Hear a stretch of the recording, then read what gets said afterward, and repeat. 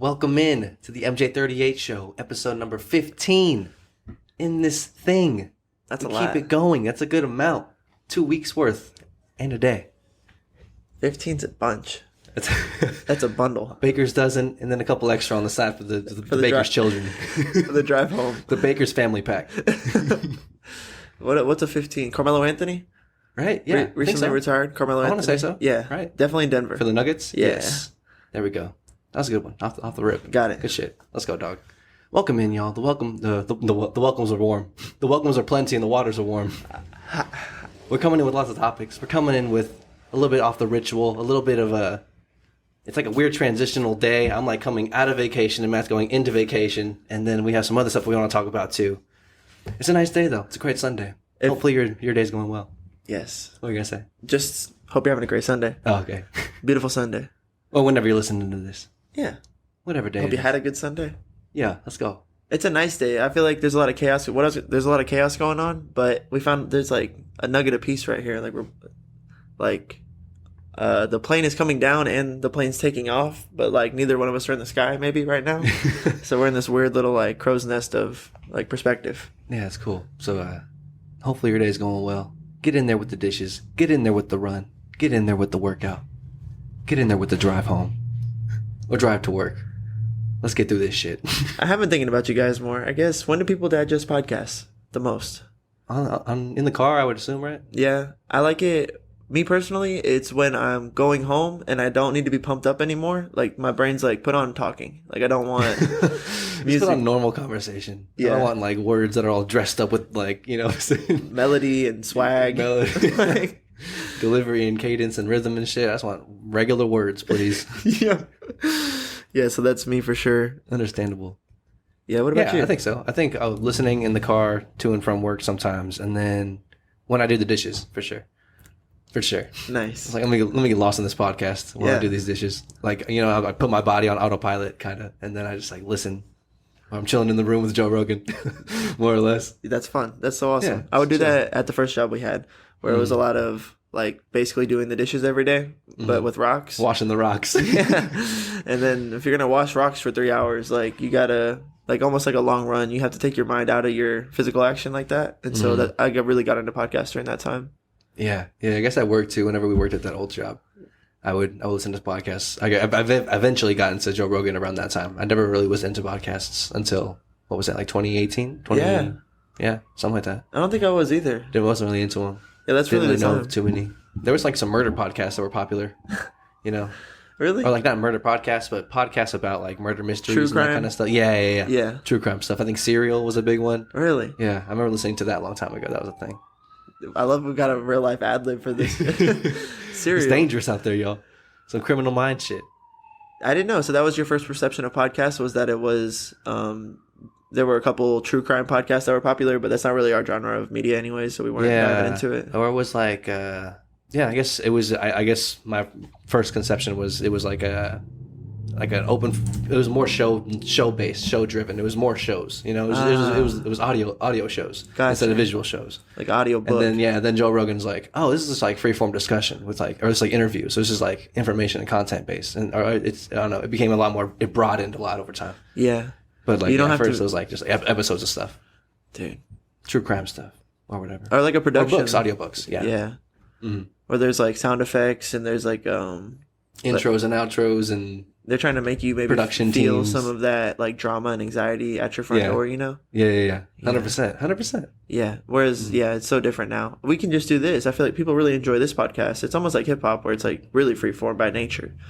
So that's like a blessing of it, Yeah, I love that. Yeah, podcasts in so far as an expression art form, it's so free form. It's so loose. It's so anything. It could be anything.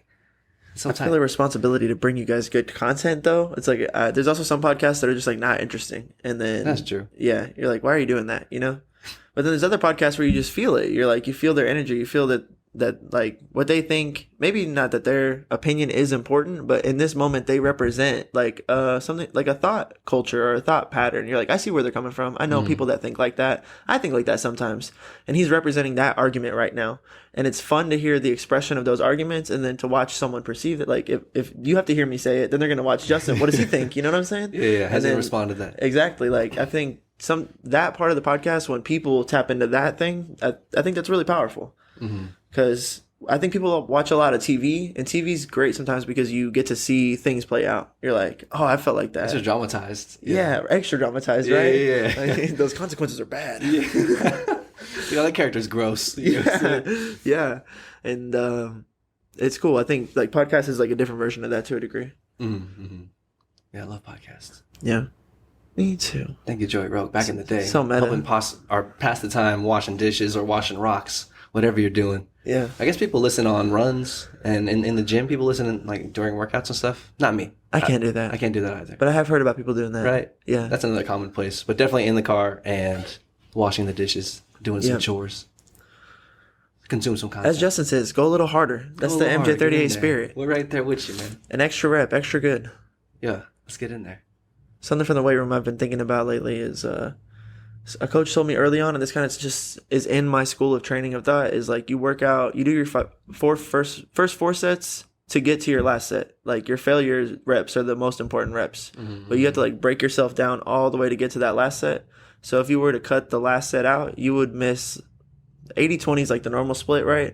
So in this instance, let's just use 80-20. Like you would only get 20% of the gains because you missed the most important set, which was the last one. Yeah. I see what you're saying. And it's like, that's startling to me.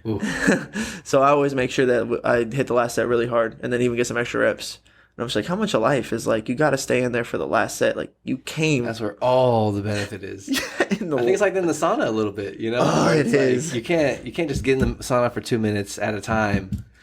Like a whole bunch, like through small iterations throughout the day and claim like I was in the sauna for an hour today, but it was in 2-minute increments, like spaced out like 10 minutes apart or some shit, you know? I guess you can claim that, and that might make you harder than someone who doesn't do it at all, but it does not make you harder than... It's true. But I think if you stay in the sauna like for 15 minutes, that last 5 minutes is, or if you stay in the sauna for 20 minutes, that last like 5 minutes is like exponentially more beneficial. Yeah. I agree. Potentially, right? I think so, because that's where I suffer the most, and like disconnected from the weight room theory. Yeah. It just feels like that's where my body's having to do the hardest work. So that's probably right. Yeah. Makes sense. It makes sense to me. Yeah, and even back to the weight room metaphor, it's like that's where your muscle is like stressed. You want to stress your muscle maximally. Yeah, 100%. And how else would you do that except for like continual progression into the final like. All right, here we go. Yeah, until your failure rep, basically. Yeah. It's crazy because your brain can take it. Like, you could take a lot of that heat. So it's really like your own threshold for, like, when you stop, you know? But there's even, I don't know, there's days where it's a mind game. Like, for instance, I'm always good for 20 minutes usually, like, always. But then, like, I let myself get talked into doing a 15-minute session. But, like, I was hungover and just have been doing so much. And then and it felt right. Like, you're only 50 minutes a week is the prescription I'm giving out. I'm not a doctor. But I read some science. 15 minutes a day? 50 minutes a week. 50 minutes a week. Yeah. And so I had done 20, and that's 40 minutes. And this would have been my third session for the week, and it would have done my whole week. So I was like, 15, like, it's fine. That's 55. Like, I'm good. I don't need to do the full 20 to get all my benefits. I feel fucked up. I don't know if I'll make it out.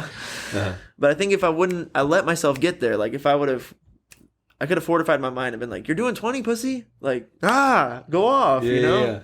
Yeah. I would have done it because your threshold's way higher than you think. You can do a lot. Yeah, that's crazy. I feel that as well sometimes. Like whenever you're running, whenever you're in the sauna, whenever I'm running, and I would be looking at the clock, and I'm like, like I guess in running, for example, it'd be, I don't know, we'd be 5 miles in, and be like, okay, well, I'm gonna run another one, or like whenever you get to the point where you're like, I'm done. Like I want to be done here. And I'm like, well, it's gonna be really crazy because remember this moment because you're not gonna stop. Remember this moment in a mile and a half.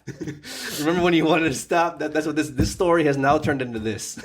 Okay. The narrative is now changed. That's power. Like that's powerful. Like that. I was watching anime And like one of the stories I realized of like when one of the protagonists fights like the ultimate bad guy is like the protagonist keeps winning because he keeps taking the narrative and being like, and then the bad guy makes them have like doubt and like disbelief and distrust so that he can like put the narrative of like, you're a loser, and then he's just like, and then everyone like rallies around the reframing of the truth that like that's not true, this is what's going on.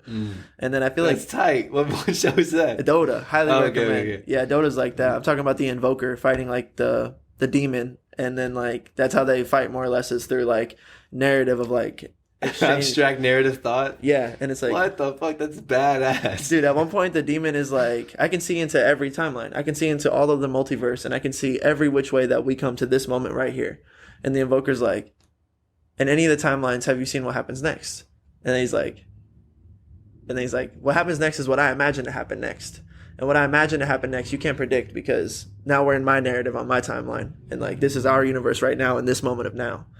God, I say this, bro, and it's just like, oh, it's nasty, bro. Like, damn. Yeah, that's dope. It's a crazy show. Highly recommend. Just want to watch that scene. We just want to watch that episode. We can play it right here, dude. Yeah, that fight where they have was a moment where I was like, I realized the show was crazy good at that point. I was like, whoa, never seen anything like that. That's badass. Yeah, they were fighting across dimensions, more or less, or like fighting. But what does that represent? Like, control.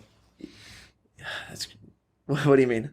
I guess like whoever wins the fight, like, is good in control. It's like good versus evil too, more or less. Mm-hmm. So like you're watching the true evil nature fight the true good nature at like the maximum and even bigger platitude than you could ever like I had thought existed. You're not even fighting in like hand-to-hand combat right here and now. We're fighting across dimensions. Yeah, abstract thought, bro. We're fighting over time itself and the narrative, the control of what is happening. And then I feel like the demon kind of represented the spirit of like disbelief, like that you're gonna be stuck in your situation. Like he literally goes back to their traumatic moment that shaped their personality, and then like convinces them that they're like a slave to that, and not that they're like a conqueror of that. They're like framed by that. Yeah, exactly. That's what we're talking about, yeah. And it's just so crazy watching. I'm like, that's what the devil does. Or like the adversary. The adversary does. Real. The thing that generates doubt and worry. Just like really well personified, and then it brings everybody into the depression state except for the invoker, who's like wise enough to fight on that plane with him, and it's insane. God, that's so tight. Yeah, that's lit. This is Dota we're talking about. Yeah, Dota. So Dota was a video game that was super popular. Dota 2 in like 2010, I guess, was like one of the biggest games in the meta. So this is a TV show. I think Netflix makes American anime, which is where they're taking like American or video games that were really popular in America and then making like English anime about those video games. I've seen it happen with a couple different ones, and they're all dope. Wow. But I would love Dota. Probably is my top of my list. Wow. That scene or that encounter, whatever, that little instance sounds dope as hell. Just like through an abstract, objective viewer lens. That sounds cool. Yeah, it's cool. I think that's the thing about anime that people like, is that it takes you it's really abstract thought, but like the things that are happening are like, it's like, wow, I've never seen it portrayed like this. Like the way you're able to like take the abstract thought even more abstract, but like I'm watching it and it makes sense to me. Like, that's pretty crazy, because they get to, like, even everything they do in anime is a little bit, like, instead of punching like this, they're like, like, they're crazy. Like, instead of just, like, you know what I'm talking about? Yeah. That's the Dragon Ball Z shit. Yeah. Everything is, like, more, and because they have that, like, ability to stretch out what the laws of nature are in those universes, you're able to see good and evil and truth and lies portrayed in, like, a spectrum that we don't actually engage in, but it's still... like, it makes sense to us as people, you know? Yeah, I guess the personification of the bad guy. I guess in every story there has to be like a bad guy or like an antagonist and a protagonist, and just like the way that they choose to represent those things and like the way they draw them out, you just like draw it. I guess it's a little bit more limitless in that regard. Yeah, they're not constrained by the fact that he's a human that has like gravity on him and has like, you know, like his weapons would be like guns if he chooses to buy them. It's like, no, these guys have like upper echelons of power thresholds that they channel through the Zen and meditation process that they do. Crazy shit. That's Dragon Ball Z. Ancestral shit. Yeah, or like Avatar: The Last Airbender. Kind of, that's American anime too, I think. Like the idea of having an avatar state inside of yourself, like a higher self that knows the truth and knows what to do. Like, I don't know, man. That shit's crazy. So anime's tight. It seems counterculture, so maybe it's hard to get into. Dota's a good jumping point. Hell yes, that sounds lit. Nice, doing some culture. Nice. talk about some narrative manipulation. What were we talking before that? I thought it was on the Dota.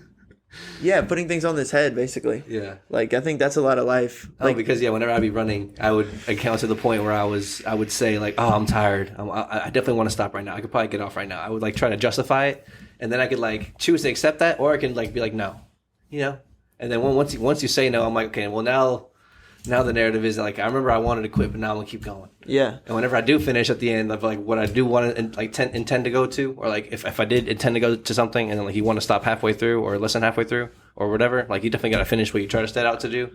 Or sometimes if you have a little extra, you can go and push it to that beyond place. But whenever you do finish whatever you're supposed to be doing, like you have that new narrative now of like, it wasn't just the narrative going into it was I'm gonna run X amount of miles, but then like that changed like 3/4 of the way through and you wanted to stop, but then you kept going. It's not the same as I ran 5 miles. Now it's like I wanted to really stop, and then like I pushed myself beyond my perceived limit, and then I broke a new plane. It's like a PR. It's amazing. And the narrative is different. Like, the respect that you gain for yourself is different. Mm-hmm. I think, I finished it, thank God, because I remember when I really, really wanted to stop. Yeah. Like I accepted it. I was like, yep, that sounds good. I'm done. I'm done Stopping with this. sounds right. Yeah. Like, no. Then you do finish, and you're like, oh my God, the narrative's so much different. Instead of just being I ran 5 miles, the narrative is like I overcame adversity. Like I pushed way past what I thought I could do. Mm-hmm. Now you're not someone who runs 5 miles. You're someone who pushes past what you could do. That's way more powerful. Way different. Well, yeah, way stronger narrative to live on. Yes. Yeah.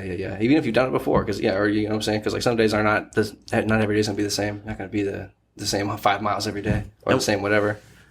And when you're in the trench too, it's like it sucks. Like you want to quit. Like that's a reality. That's like something you're suffering through. And it's like, how do you beat that? Like that, I feel like that's a frequently asked question in this moment. And it's like the new narrative is how you beat it. Like you tell yourself, like your mind is the instrument. Like you have the strength lies within you. You have to like believe in the narrative. You have to take the shot of espresso of yourself. It's like, nah, I ain't quitting on my mom. I'm not quitting on me. Yeah. There's a lot of things you could tell yourself in that moment that would like help you conquer that moment of like desperation, because it's just desperation. Like you want to quit, but like you can run with like torn hamstrings. Like you could run. You could stay in the sauna for an hour. You might pass out, but like you could be in there that long. It's not like you're gonna like evaporate. You know what I'm saying? Mm-hmm. So like how do you channel the place that allows you to do that? It's like reframe the narrative and then sell yourself on that narrative, and it has to be so worthwhile that like you actually want to do it. And that's some crazy shit, man.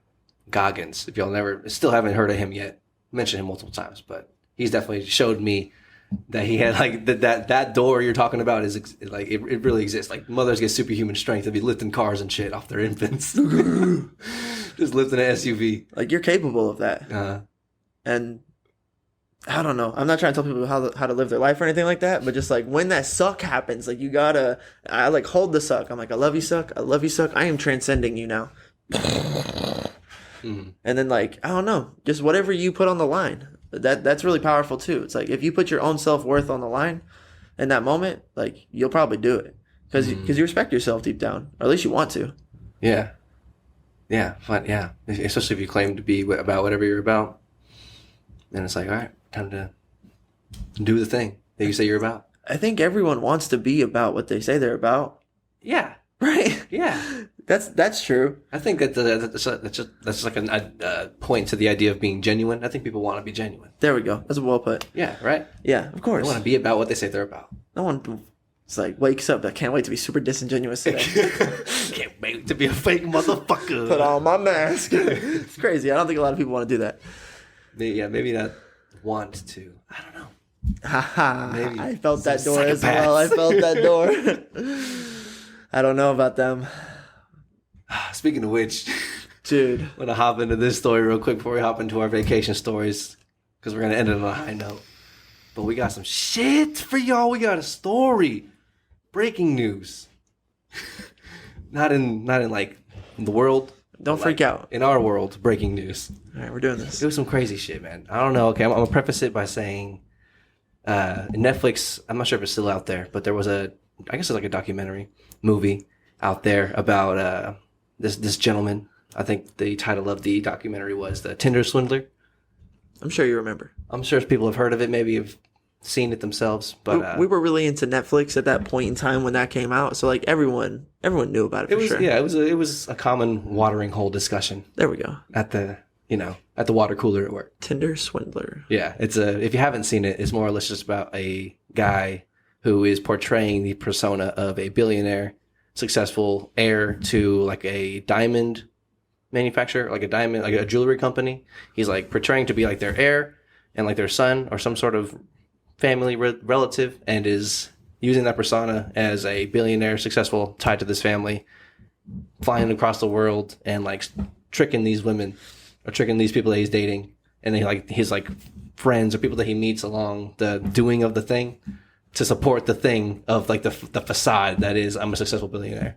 He's like just like tricking these women, and I guess the story talks about a couple different of them, or I guess a couple different women, but there's one main woman that is like the protagonist throughout the most of it. That's like she's telling her POV, how I met him, what we did, all this stuff, etc.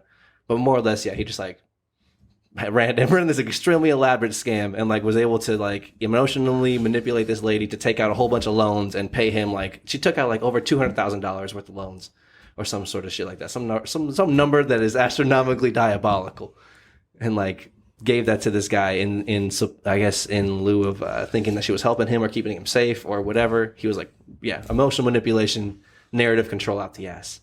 Crazy story, crazy psychopathic, sociopathic kind of guy. I think he's still out there doing his thing. I'm not even sure what's going on with that. I don't remember how it ends. I think he went. I don't know. I'm not 100% sure, but I think he ended up just like being like out. I think he has like his social media still going. Or some shit. I don't even know. I forgot his name. Okay. But more or less, I wanted to preface it with that. Because those people are out there. They are. Elaborate scams are out there. Super. Yo. For real. We, us fine gentlemen, having to encounter such a gentleman.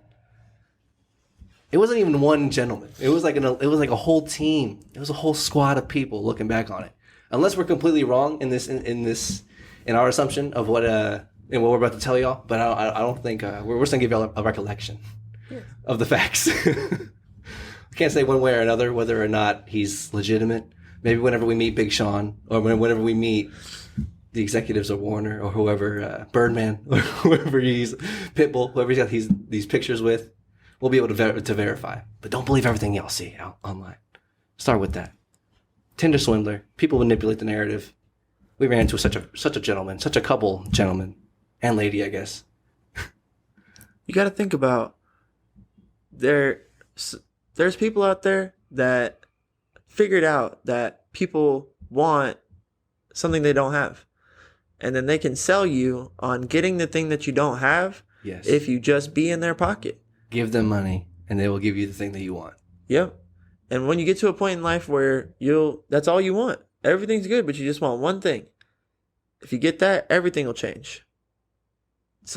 If it's an easy line. It's an easy line for someone who has the looks and they talk the talk and they walk the walk. They got money all around them.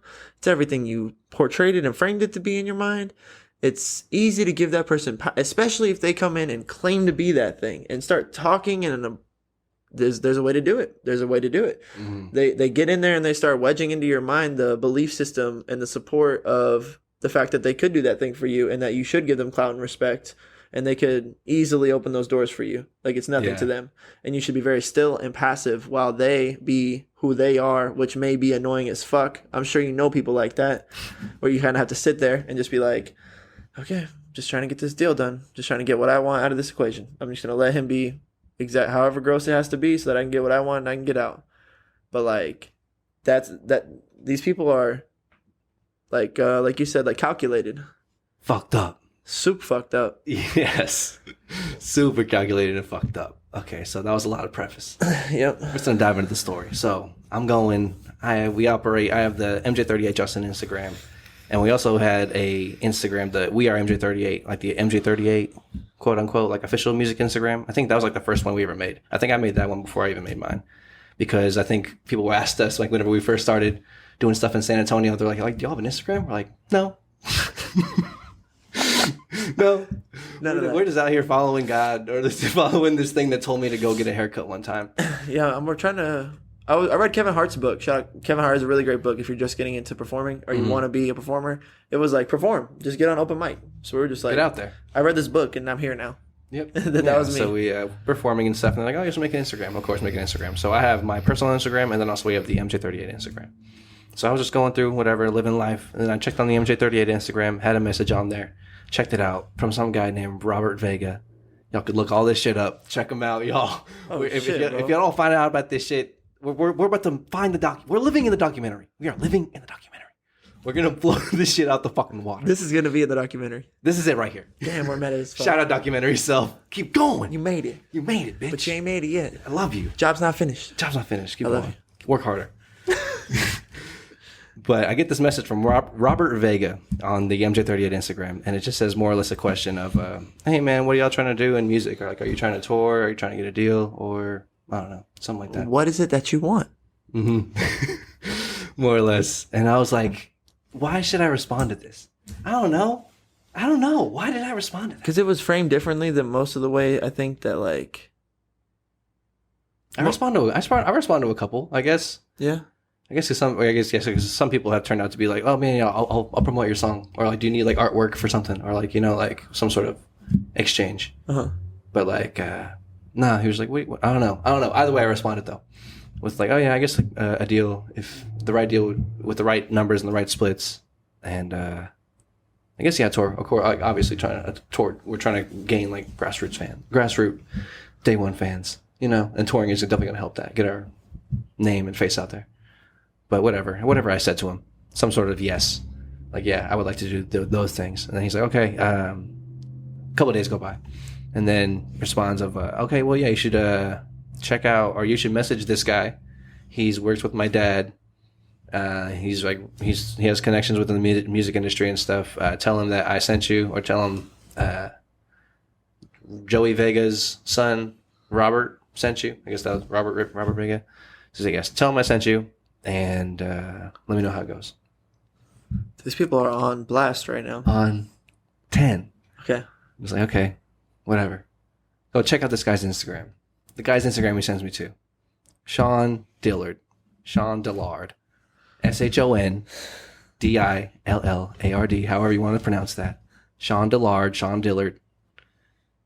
The Big King. Or Big King. Some shit like that. The Real Big King. Some sort of handle like that. You know, out there if y'all want to go check this out. Just want to take a look. This shit's legit. Check out his motherfucker's Instagram. And he's got pictures of the first couple pictures and videos within his like first little 9 pictures on Instagram on his page are of, I can't even remember exactly off the top, but I know for sure it was some like, he was like associating himself with like boxers like Ryan Garcia and a couple other boxers. I can't remember their names quite off the top. Also, another couple pictures with maybe Pitbull. I know he had one with Pitbull. I can't remember if it was on near the top, but it was like pictures like that. Pictures of him with like celebrity-esque figures: Ryan Garcia, Pitbull, Big Sean, Post Malone. Pictures with these kind of people. People that run record labels, like they. Yeah, him being at events and stuff, and like his story, like like I said, like his daily story. He had a picture with Birdman. There we go. That's another one I saw. Yeah. Yeah. So some shit like that. So yeah, Robert Vega told me to go check out this guy's Instagram. I check it out. Pictures of all these motherfuckers on there. And then I message him. I was like, because I guess I tell him I'm from MJ38, duo, blah, blah, blah. I was referred to you by Robert Vega, this guy, blah, blah, blah. I don't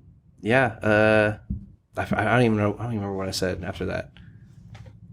I maybe just told him like what we released, what's up, dog? What we were doing recently, and then I was like, any advice or any? Because we've been doing a ton of PR too recently. Yeah. So I think you kind of just were doing your PR spiel, like, you know what I'm saying. We dropped these songs. We're doing this. This guy told me to ask what I was looking for. Like, I'm looking for maybe doing a tour or talking about a deal. Not sure what I'm here for. Yeah, I was like, any advice you have or whatever, any guidance or advice would be like appreciated. I don't like care what you say. More or less. I didn't like, that was like I guess in my mind after seeing his shit, what he created in my mind was the perception of like, oh, this guy's like, I'm not even sure if he's going to respond to this. You know what I'm saying? Yeah. Because he's like has all these pictures with all these motherfuckers, and he's doing all this shit. I was like, oh, okay. I guess he only has like 10,000 followers, so it's nothing like astronomical. But I don't know. He has pictures with all these motherfuckers. I'm like, oh, maybe he's just like an old head. He's not like really that big into the social media scene, whatever, blah, blah, blah. He's just like more affiliated and more of a manager-esque figure and not so much of a like in the shits, you know? Yeah.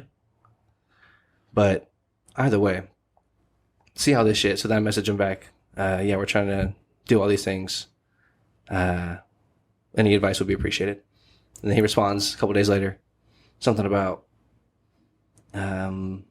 he sends, it was like a long, I think it was just like a short one at first. And he's like, what do you want to do in music? I think is what he said. And I was like, okay, well, ultimately, I think I just said something, I was like, we're trying to pay our bills with some royalties, blah, blah, blah. Like, I really want to do this shit. And of course, like, we want like the big things, the big accolades. But then also we were trying to like steer people to like God, and like not like we're not trying to be Christian rappers per se. Didn't say all this, but we're trying to push people to God and love, is how I phrased it. Yep. And then he responded with a big message and was like, okay, well here's like the number to my Hollywood office or my Beverly Hills office, and then leave your name and number there or some shit, or call them anytime 24. Leave your name and number, and then he proceeds to go on to tell me a whole bunch of other shit like go to our Facebook or go to my Facebook page, like some of the posts, comment as intelligently as you can. And then check out all the highlights on my shit, whatever, my Instagram highlights. And then, yeah, the whole fucking thing goes down. We end up getting on the phone with this motherfucker. And like I guess later on that night, I got on the phone with him eventually a couple of days later. And he was just like, oh, I guess, because I remember definitely telling him we were a duo in my first initial message. But then like we're talking and then I'm like, oh yeah, I'm part of MJ38. And then he's like, because he's like, asked, what's your rap name? I'm like, MJ38. And he's like, oh, okay. And I mentioned we're a duo. He's like, okay, well, I need both y'all on the phone for this, blah, blah, blah. And one of the first things I realized and I noticed that he like came off the phone whenever I first called him, or I guess whenever he first called me, was like, he's like, oh yeah, I'm Sean Delot. I'm XYZ music executive. Flo Rida's my cousin. It's like one of the first like 2 or 3 lines out of his mouth. He's like, Flo Rida's my cousin. I'm like, okay. that was a convincing spiel. Yeah. You know what I'm saying? It's like Flo Rida. And then also, whenever you Google this motherfucker's name, like all that comes up is like his Instagram and Twitter shit, and then like Flo Rida's Wikipedia, and like I don't even know a couple other things, but like I'm sure people are able to manipulate the Google searches insofar as what is populated to the top and what is taken down. Especially if you have money. Yeah, 100%. So yeah, I'm getting like really detailed into it, but yeah, more or less it's just like a whole bunch of this like narrative painting portrayal. I'm just telling you about the like stroke by stroke, but just know that he paints like a crazy narrative about like who he is and how he's successful and tied to these music people and these music events. Yeah, you're doing a great job. Yeah, it's crazy. You're doing a great job. I'm like, I don't know if I could, because like we could talk about this forever. Yeah, we could talk about it forever. Like we also, I don't know how much to the chase I want to cut. Yeah, I think you've done a great job so far. Just to summarize, Okay. We presented as a record label executive. Mm-hmm. We were looking for like potentially a deal. And then when you think about looking for a deal, it's like I was looking for employment in the music industry. Like I think I make good music and I have great work ethic and I really pursue artistry. I think I make a great addition to anyone's roster. I think like I'm there, you know? Mm. And like if I could just get employed at a record label that wanted those things out of a worker, like every other job I've had, like it seems like it would make sense, right? So then this guy appeared to be, you know, person that I would give that resume to. Yeah. And then he also, the thing is he presented himself as that person, like you said, like 100%. That's like, I'm supposed to take people at their word until I learn otherwise. Like you're not supposed to just distrust everybody, but we definitely had like suspicion, or what's the right word? Of course. Yeah. Like apprehension or like, and the 4 agreements, what does it say to have? Be skeptical? Yeah, there we go. Yeah, we were properly skeptical. Yeah. But he seemed to like meet all of the, I mean, looking. Especially when he has pictures with Big Sean. For real. And then we look back and it's like, it makes sense. Like he had built a system to handle skepticism. To get you to the next layer. Yes. The same way someone who like sells solar has a way to handle skepticism. It was salesman psyops. It was looking back, it's like very akin to the Tinder swindler. If y'all have ever seen that, it's like that. It's like that fucking intricate, y'all. Like he created this whole thing, and he was very, very adamant. Like I guess I said all that stuff in the beginning about getting on the phone.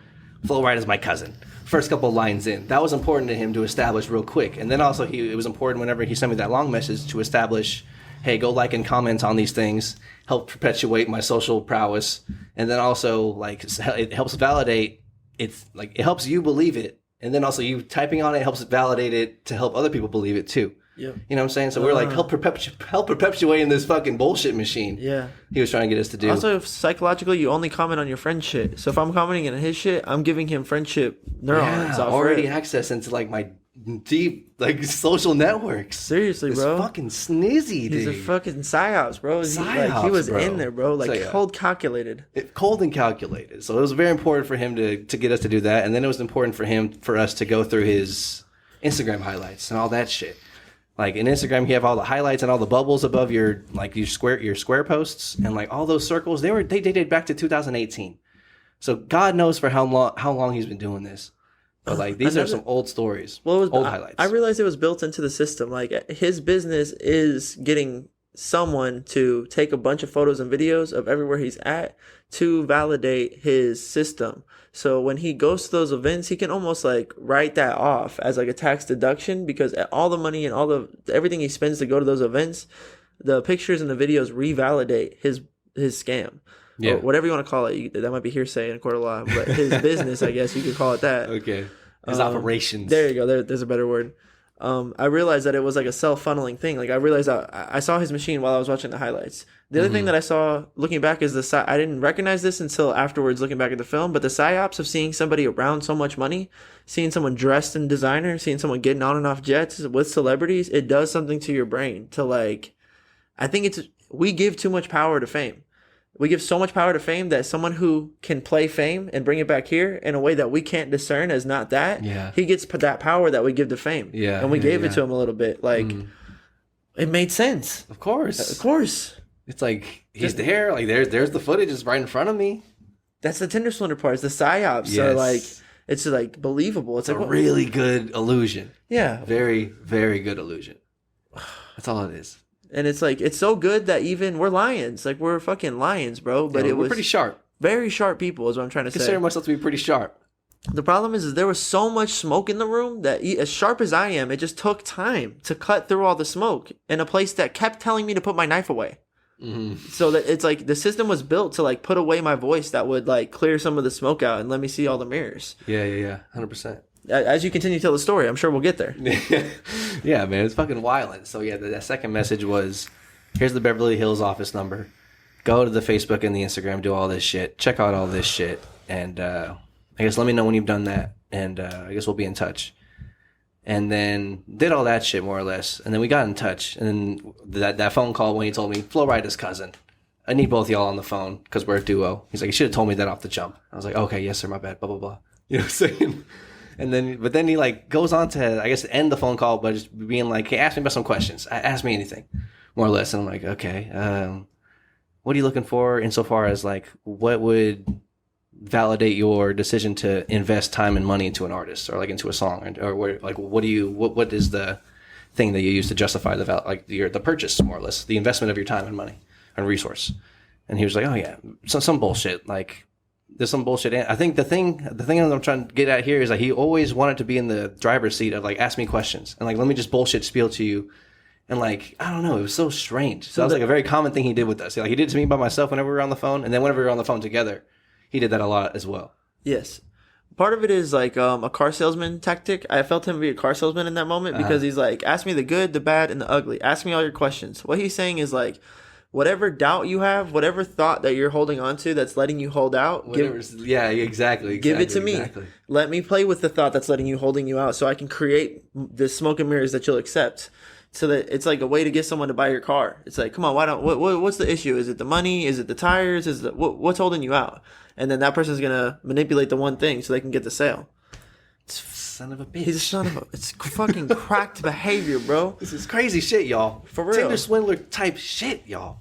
So yeah, so the constant asking us questions. The other thing on the flip side is it's hard to describe he was almost making us feel dumb for not having questions, which is fucking weird because I didn't know prep work for that conversation. Like, he was treating it like it was the biggest court case of my life, and I should have all my fucking documents and evidentiary fucking... See, I don't even have the words ready to describe that yet. I wasn't even ready for it. Yeah, none of that. I was just like, what? Like, what questions? And then I would sit there and think of like, and it was almost like he was like, just ask me anything. Like, then it got to the point where he was trying to read our psyche. He's like, okay, they have no doubt right now, or at least they're not willing to express any doubt. Now I want to know just like what matters to them. So like, ask me any question. It's almost like a Rorschach test. It's like, ask me any question. Ask me any question. Like, what are you, he wanted a place where our brain was at just for his own markers, so for his own teeth. And like, yeah, my subconscious was like, what's your favorite song? I wanted to humanize him.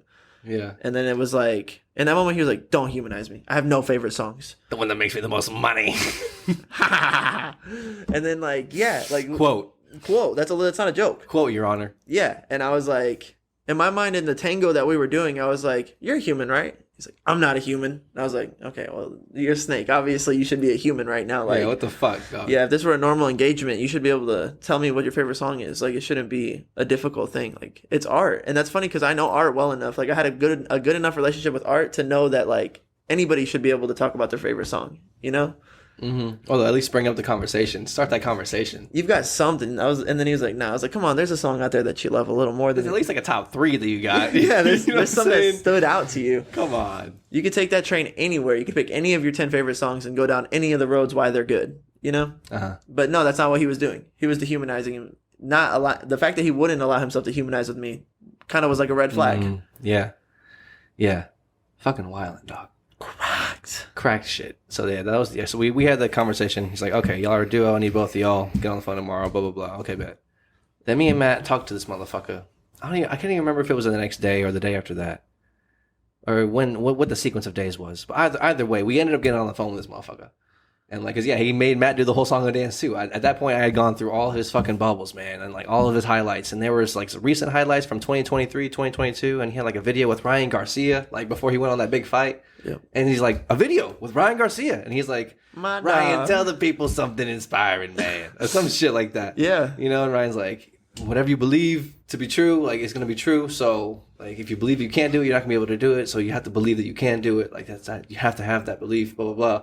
Some shit like that. Psyops. And I'm just like, there he is. Okay, like you know what I'm saying? Like that was. It's not a fake video. At least maybe it is. Who God knows? But maybe I think what the more likely thing is that Ryan Garcia is living his life, and this fucking guy's like, Ryan, I'm a big fan, music executive. Say something for the people. Yeah. You know what I'm saying? That. And Ryan being a nice guy is just gonna be like, oh yeah, man. Here's some fucking words of encouragement. It could be that, but I don't think it's just that. But I think it's like, I think that guy moves in those circles with those people. And then like, because how does he have access to that moment? I don't know. That's what I'm saying. I don't know. He gets a lot of access to like a lot of moments with a lot of big people. Yeah, within those highlights that he made both of us watch, like he has shit where he's like at like I guess some charity auctions, or maybe not charity auctions, but people are donating like large sums of money and like these fucking mansions and shit. And then also he was like in like some other events with like music, like Werner Music Group and like other capital or like other label execs. Yeah, you know, he people claimed of to that be caliber. super tied to them. Like that's a guy's my cousin. This guy works for me. Pictures of these guys and with these guys. The video thing with Ryan Garcia is like it's easy to get a picture with, or maybe not easy, but you know what I'm saying. If you're in the fucking, let me snap a picture. Real quick. Yeah, if you happen to pull up on him at one time, we're in the selfie era. Let me just easy money. But I guess the thing that was convincing to me was like when he claimed to have all those ties to those people. And then his system that allowed us to believe the illusion was that he had videos and like tangible real life, like he's hanging out with them type shit. Yeah. And then when I'm trying to calculate like how does that happen? Like how does someone be able to get to a position where their operation gives them that kind of level of illusion? Is I think he must really operate in those circles so that access is like open to him so that he can like do what he's got to do. Because he was in... So he's not a stranger just coming up to these people. Right. Asking them for pictures and videos. Right. It, like, makes sense. It's like, he's with that camp. Like, he's that guy's cousin. It's like, dude, man, like, big fan, dog. Like, I got a thing going on. Check me out. Like, I'm trying to be an inspirational. I'm trying to help people out. Would you mind, like, saying something, you know, blah, blah, blah. And it's just like, who would not say yes to you? Anybody in that moment. Like, right. Someone said that to you. Would you not be like, man, follow God? Some shit. Yeah. Something. Seriously, bro. So like, God knows, but yeah, I don't think Ryan Garcia is in on this motherfucking scam. Because I think Ryan Garcia is above this kind of pay grade. Probably. Right? I would assume. Okay, but the other thing I think about Ryan Garcia when I saw that video is like, dude, that guy... No way. Dude, when I heard... dude, no, this is not cap. Don't cap. Okay, when Ryan Garcia was going to fight Tank, it was a big thing at our work. A lot of bets going down. It was the talk of the town. Everybody want to know who you got. Everyone's talking. And eventually they came up to me. They're like, Matthew, who do you got in the fight tonight? And I'm like, there's no way that Tank doesn't win this fight. Like, there's no way. And it just felt so true in me. And then I was like, why do I think that? And I had watched probably 3 to 4 interviews on ESPN, on Instagram leading up to that fight. And the way that those men spoke about things, like their stature, their voice, the way they represented themselves, it's like, Tank's a fucking man. Okay, that guy's a fucking man, bro. And Ryan Garcia kind of seems like a bitch. Kind of seems like a spineless bitch. I don't know. He might want to fight me next. That's fine. I'm being a commentator here. You need to do better interviews, bro. At a bare minimum. But regardless, when I think about the situation, when I think about what that guy's manipulation tactics were, and I think about, it seems like someone that's the energy that falls for that shit. An energy that like is that weak, shaky, like willing to do anything to have what they want. I'm not willing to do anything to have what I want. Like, I'm willing to I'm willing to pay the price. I'm willing to pay the price of greatness, but I'm not willing to do anything for greatness. Like, there's a difference. Big difference. And when I look at those... My greatness is whore.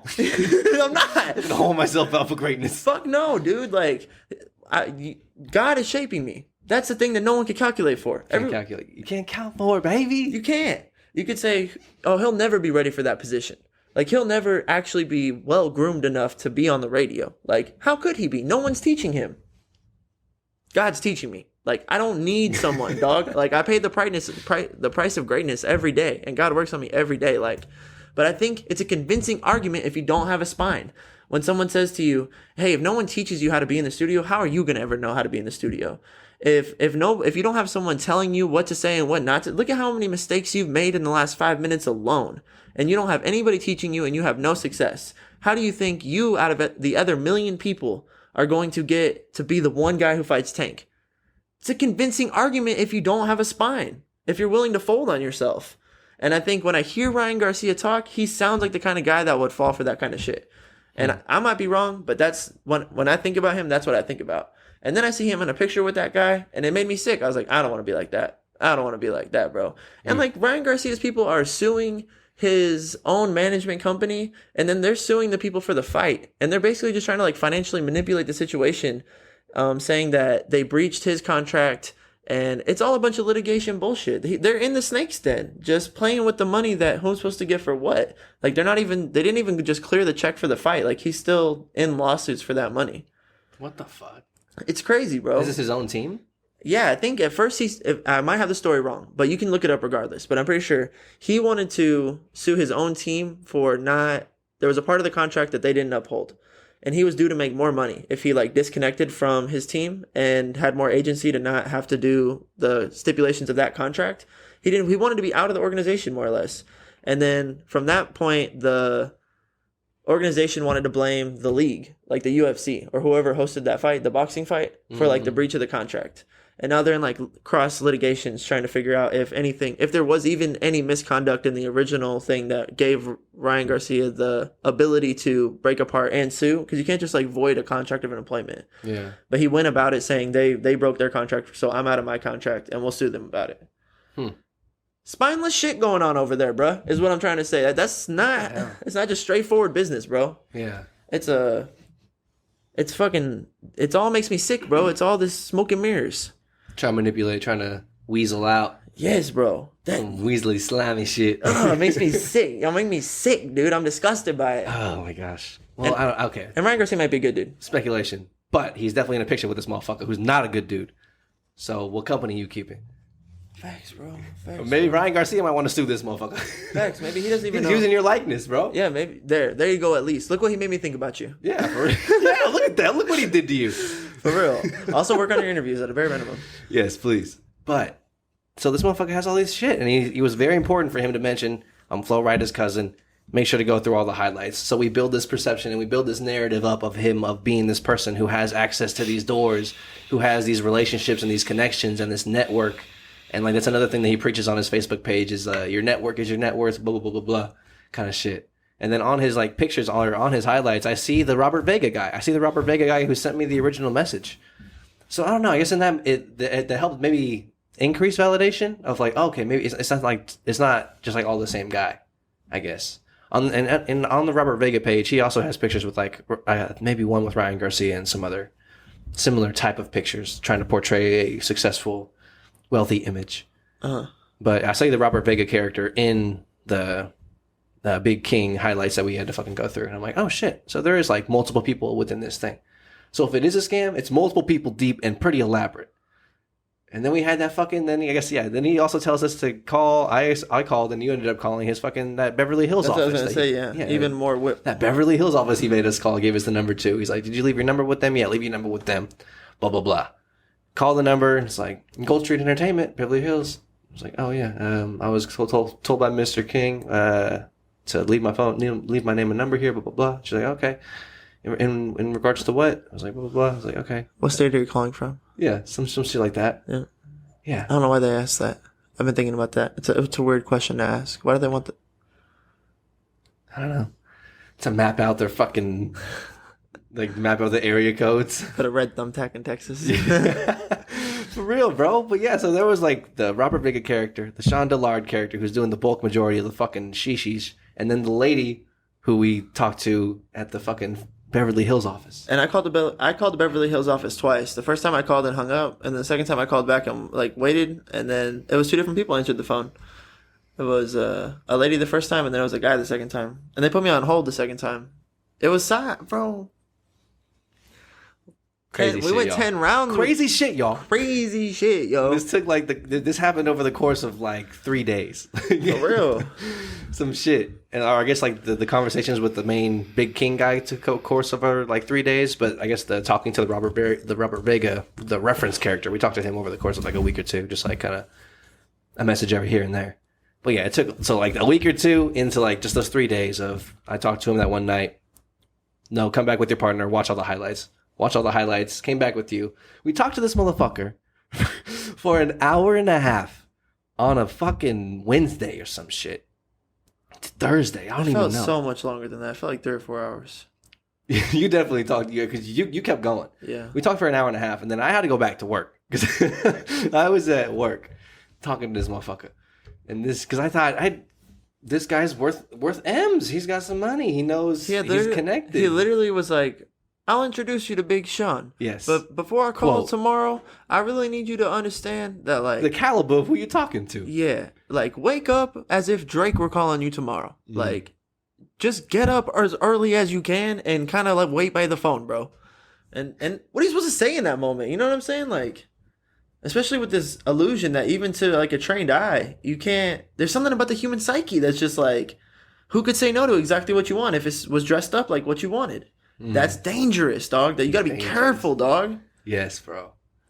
Gross. I remember thinking after the first time of talking with him, I was like, man, or I guess maybe not the first time. Maybe it was the second time. Maybe it was after we had talked to him. And then, yeah, because I think we had talked before I talked to him the third time. Because you had talked to him twice. But I remember thinking in that call that we had, it was just like the idea of, I don't know if maybe this guy is who he claims to be. Let's assume that. But like, I don't even want to be affiliated with him. If you're saying I have to go through you to get to like where I'm supposed to go, like I don't believe that, because I don't want to be. There's no way you're the only gatekeeper in life, or you know what I'm saying, like to the thing that God has in store for me. That was part of his psyops, is that he did claim to be the only gatekeeper through. He was 100%. Like, you came across my desk. I'm the screener for this record label that's about to be put together. They've got crazy money to get it started. And Travis Barker. Yeah, Travis Barker's running shit right now. Like, the production team's gonna get insane.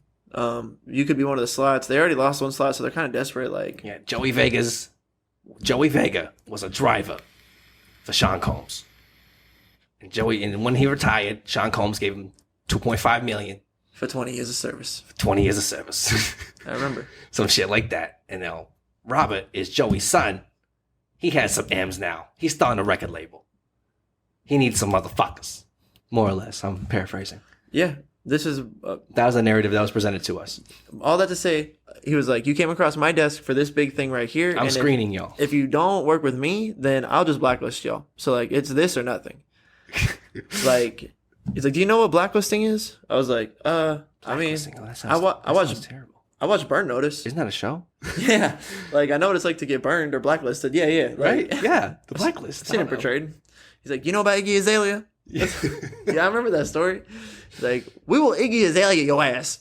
More or less. More or less. That's not a quote, but that was so. Then there's a psyops feeling of like, this is my shot, and if it's not this, I'm not like I just won't work, and it's not gonna work out. I guess. Happen. Yeah. It's such a fucking. That was the framework they were presenting us, bro. It's crazy. So yeah, we're talking to this motherfucker. Sorry, we're getting ahead of ourselves. We're jumping all around this story. But I kind of want to paint I'm trying to not spin it up. I want to tell you in a way that's kind of like intoxicating. Hopefully, you know. Yeah, we're barely halfway through. Because I talked to him the first time. Get your partner, come back. We come back. I'm at fucking work. We're out there for an hour and a half, and in that hour and a half, it's just a whole bunch of bullshit. Or it's like he starts it off just by kind of trying to like feel us out, or trying to like I guess he comes up with a couple questions like right off the bat. He's like, "How old are you? Where are you from?" Parole or probation, married or divorced, or some shit, you know drugs. What I'm saying? Yeah, any drugs. Build a profile of us. Some sort of shit. Yeah, you know what I'm saying? Some sort of weird, I don't know. It was just some awkward, it's trying to make us divulge personal information, you know what I'm saying? Yep. To get us like in a vulnerable state. Yep. So he like has the upper hand. Yep. So we got started off the rip like that. And that's just like how it went down the first time too. But, so that conversation just starts us into going. He's like more or less trying to mine information out of us to like use against us to like weaponize and create the narrative of I'm your only hope. You ain't done shit. You ain't got shit going. Shit ain't happening. You have to come with me. And if you don't come with me, you're getting blacklisted. So you can't do it ever again. You can't work in the industry for 25 years. Some shit with Iggy Azalea. It's the same shit that a coal leader would do, yo. It's the same shit that I like. Bro. I'm sure God knows how many people have actually fucking fallen for this shit, man. Dude, how many people across time all the different cults? Yeah. Oh, God. That's what I'm saying. That's what I'm saying, bro. Like, there's other documentaries about cult leaders getting people to sell their cars, sell their houses, which is something that this guy constantly referenced. Yeah, he was trying to get us to sell He's like, yeah, people are selling that for this shit, man. People will go homeless doing this shit. People will go homeless. People will sell their wives on the streets. People will sell drugs. I got people that brought in $50K of drug money to me last month. I got people willing to kill people for this shit. I don't ask them how they get it. Yeah, I ain't asking. I'm just saying, like, if you had a car, maybe you wouldn't have to do all that shit. Was like the bridge of thinking that he was kind of planting the seeds to try to get us to think. So, well, I'm not doing any of that stuff he's talking about, but I might sell my car. I guess that's a lot more simpler. That's a fair trade. I could do that. Yeah, I'm willing to do that. See, I'm not willing to do those other things. It's all a lot of psyops, bro. Psyops, man. It's fucking presenting sick. extreme, just to like give you like a reasonable bridge to like unreasonable as fuck. Just to sell your car and just to give the money to this random turn my person. wife into a prostitute, which is like a literal quote for this person. Like I just talked on the phone for the first time with ever in my life right now. He was he's like, you know I'm Hollywood, baby. He's like, you'll never work in this town again if you don't want to pay. Come on, bro. That's how the business is. Oh, come on, bro. Yeah, and bro. But it's even us, half of that shit. Even us entertain that shit. That's why I'm like, that's why it's important we talk about it. Because eventually we're trying to get to the point to where I was just like, what do you want? Like, what's like the next step? Like, what do we do here? And then eventually got to that point where he's like, okay, yeah, you'll need to give me money, more or less. Yeah. But it took a long time to get to that point. So long. It took a long time. Which is a car salesman, solar salesman technique. Just like, oh my God, what the fuck's going on? He just kept on going on tangents about random shit and asking us to ask him questions. We would ask him a question about something, and then he would just like take it on a tangent for 10, 15, 20 minutes, and then bring it to another stopping point of like, all right, give me another question. Good question. What's up? Give me another question. I was like, no. Hour and a half. Yo. I was just in the studio. We had no idea what we were doing. Yeah, he was in the stew. Yeah. Actually doing some music shit. My producer has his headphones on, and he's just sitting there going like freaking out about the song we're making. And I'm just like, I want to do that. This sucks. Yeah. Yeah, no, it was... and man, I'll talk to you. Let's get to... I also want to channel how else I felt in that moment. But I want to talk to you after we get through that moment. Tell you how I felt about it. Okay. We'll get there. Yeah. We're almost... That's pretty much it, right? That was pretty much it for that call. Whenever we were... Because we eventually got to the point where he was just like, yeah, y'all need to fucking give me... how much money y'all have saved up? How much could you afford a month? And what could you do for a down payment? Because normally my services for artist development cost $20,000 a month. I've been working artist development for Taylor Swift for 15 years. I've been working artist development for Pitbull for 20 plus years. We're still doing it to this day. Beyonce was just a young girl until I gave her artist development. I started Beyonce's career. I got Big Sean signed. For real. And he's like, you have no clue how lucky you are to... And then I was like, so much devaluation of us, like to be desperate enough to like need this golden lifeline, you know. And the artist development thing, that's another thing. The devaluation of us is like, it's hard to accurately describe how much he was ripping us apart. Like anytime we did anything, like imagine someone says to you, sit still in a room and don't move and breathe at 60 BPM for the next hour with perfect social mannerisms, as if you're talking to a king, as if you're literally talking to a king. And anytime that you did anything that wasn't exactly what I just described, any movement, any sneeze, a cough, a question, if you asked a dumb question, if you accidentally spoke over someone, you got like burnt with like a cigarette or something. Yeah, or like a lashing for it. Yeah, He would lash us verbally. Be like, you guys are dumb, blah, blah, blah. You idiot, blah, blah, blah. Can't do anything. Oh my God. No dude. wonder you guys haven't gotten anywhere. Exactly. And then in that moment saying, you guys have no artist development, you stupid hoe. If you actually want to make it in this world, because it felt like he was trying to break us down. Yes. Like a pimp would break. I don't know. You know, I don't know that world. I don't know that world, to be honest with you. I just seen it portrayed in media. But it felt like he was trying to break us down so that our mind would be weak enough to be like, okay, I'll give you all my money. I'll work for you. Yeah, to like, believe whatever he presented. Yeah, dude. And it was that was a big part of the psyops too, was the devaluation of our confidence, the devaluation of ourself, and the devaluation of our dream, of the work we've put in, of like, he also got under he put a crowbar underneath our self-confidence, like our belief that we're good enough to make it. He's like, you guys are trash. In 5 years, you have no following, no fan base, no hits. You can bring out like 100 people. Like, that's trash. Like, you guys, who have you worked with? Trash, trash, trash. You guys are trash. You're never going to make it. There's a lot of people in a lot better places doing a lot more than you that are willing to risk a lot more than you. Like, you're never going to get out. Dude, that was the demon that in Dota, it was like, whoa, whoa, whoa, whoa, whoa. Yeah. That shit. We were Dota. Or who's the guy? The Invoker. We're the fucking Invokers, bruh. Facts. And like, I felt, it made me sick to my stomach. Like, it turned my stomach over, and it also like it drained me spiritually. Like, my spirit like took a lot of hits, like critical hits on my spirit. I was like, It's just taking body blows, bro. It's just like, go take it. over and over, dude. And I never really had my spirit health just like get zapped like that. It's been a long time since I've been like verbally abused, I guess. I don't know, you know? Jeez Louise, man. And yeah, especially with something that's so like, it's an integral or like a foundational part of like our identity. So much so, bro. You know what I'm saying? And like, he was talking shit about Justin to me and talking shit about me to Justin, just like little wedges in the negotiation deal. And it was just like, and then he'd be awkward. Like, you guys talk. You guys have whatever deliberations you'd want to have right in front of me right now. Do it. Do it right now. That way you wouldn't need to do it later. Just do it right now so I can hear it all. It's like, dude. She's like, this guy's fucking cracked, bro. I text Justin and just told him this guy's fucking, if I would just said that out loud. That would have been hilarious. Justin, this guy's fucking cracked, bro. I would have lost my shit.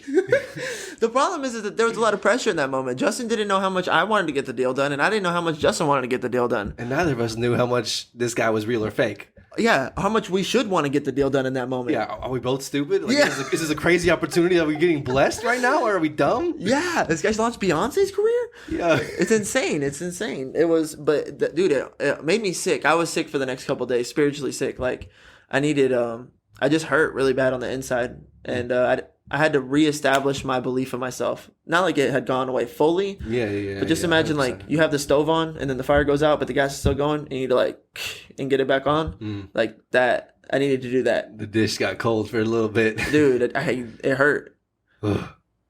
Yeah. It was some crazy side. Because it was evil, bro. Like, evil. It made me sick. Yeah, just willing to do and say whatever, bro. Willing to do and say whatever. Because like, yeah, there was a point where I was like hesitant to like, you know, just agree to give this person all of our money, or you know what I'm saying? And I was like, because I was like, yeah. He's like, how many accounts you got? What's your total savings? Like, come on, how much do you have in total? Come on, with all your shit. Okay, how much can you do for? It's $20,000 a month. How much can you do for down payment and then per month? I was like, I can't just give you all my fucking money, dog. Or like, you know what I'm saying? I got a stepdaughter and obligations and shit. You know what I'm saying? And then he was like, oh, for the kids, we give them a $100,000 trust fund. I make sure that that's personally funded. We give them a $100,000 trust fund that'll be right there waiting for them when they're 18. It's like, This motherfucker, bro. No, that's why he's got to go. Right, That's dog? that's why they got to go. Trying to use anything, Come on, bro. They were talking about God, too. Yeah, he claimed this Sean Dillard, Big King character, claimed to be, and I think if you look him up, you can find it because I'm pretty sure I found it as well. I googled his name and looked through, but I guess is like used to be a gospel rapper or some sort of Christian rapper back in the fucking 90s or some shit. He had a couple albums out. I'm not even sure if that's really him or if he's just like using this someone who actually did that and just like taking his name and using this as this fucking crazy elaborate scam that we're talking about. But either way, yeah, he was definitely trying to use God as well. Definitely use scripture also in his divisive language to try to convince people to not be so hesitant to believe him, to think critically. He would be like, if you're two-minded, then you will get nothing. You must be singular-minded and take your chances. And your chance is me. You must accept. Well, the Bible says that. Yeah, we got that shit. I'm paraphrasing. Yeah, so we had that conversation with him for an hour and a half when I was at work, and eventually got to the point where Matt texted me after an hour and a half of this fucking debauchery and this just bashing a 38. Matt's just like, I'm honestly, bro, like we can just hang up. Honestly, bro, like, we just hang up right now, dog. Like I don't give a fuck about this shit. Don't need it in my life, bro. Just hang up right now, dog. We're goats. And then I forget how we transitioned into it, but eventually I got to the point where I said, after we had the text conversation, I was like, okay, yeah, I feel you. I'm not sure how the fuck we're gonna get out of here. And then eventually I just said like, hey man, I gotta go. Like blah blah blah. I gotta go to work. Some shit. And he's like, oh, I thought you said you had all day. And I was like, no. Like I said I had the morning, and it's like definitely not the morning anymore. I wasn't ready to be on a phone call for an hour and a half. Blah blah blah. He's like, okay, well we can finish this up later. I was like, yeah, I guess. And he's like, okay, like how much longer? I was like, I don't know, give me like 4 hours. He's like, okay, 4 hours? I was like, yeah, it's 4 hours. He's like, okay, I bet. And then he called me 4 hours later. But I go back inside. So then Matt, I guess, continues on with this motherfucking debauchery. I'm like, thank God this is over so I can get back to the stew. I'm making a hit right now, dude. Let me add it. Bops. And then he starts blowing up my phone, and I want to just like not answer the fucking phone. But this guy's super manipulative. It's like, if I don't answer the phone now, we're still like in the halfway. We're in the fucking the middle limbo of, is this guy really who he says he is? Yeah, and even Nick, our producer, hearing it through a third party perspective, was like, oh, he seems legit. That's Hollywood Slime. I like his name. Hollywood Slime Life. I looked him up. That's probably legit. That's probably like how a real deal sounds. Yeah, so we're like still in this fucking doo-doo-doo-doo-doo-doo. That was $750,000, and he'll introduce us to Big Sean. Like, it's like,